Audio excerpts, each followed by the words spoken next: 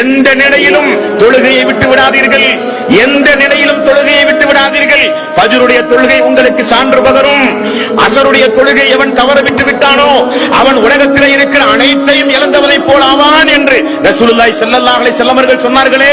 இறை இல்லங்களின் மூலம் ஒவ்வொரு நேரமும் ஒவ்வொரு வக்துக்கும் ஹய்யாலஸ் ஸலா தொழுகையின் பக்கம் வாருங்கள், ஹய்யாலல் ஃபலா வெற்றியின் பக்கம் வாருங்கள் என்று அழைப்பு காதில் விழுந்த பொழுது கூட ஜமாத்தோடு சேர்ந்து ஓடோடி வந்து தொழுது தீமைகள் எல்லாம் அழிக்கப்பட்டு பரிசுத்தவானாக மறுமை நாளில் இந்த துனியாவில் மரணிப்பதற்கு பகரமாக தொழுகையை புறக்கணித்து வாழ்ந்தானே அவனுக்கல்ல சொர்க்கம்.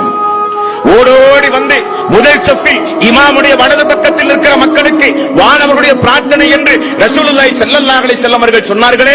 அந்த ஜமாத்தை பின்பற்றி தன்னுடைய வறுமை காலத்திலும் செல்வமான நிலையிலும் சோதனையான கட்டத்திலும் எவ்வளவு பெரிய மன உளைச்சலுக்கு ஆனாலும் ஓடி வந்து சுஜூதில் கிடந்து தன்னுடைய மனக்குமுறலை அல்லாஹ்விடத்திலே ஒப்படைத்து அழுது தொழுது சுஜூதோடு தொடர்பு வைத்தானே.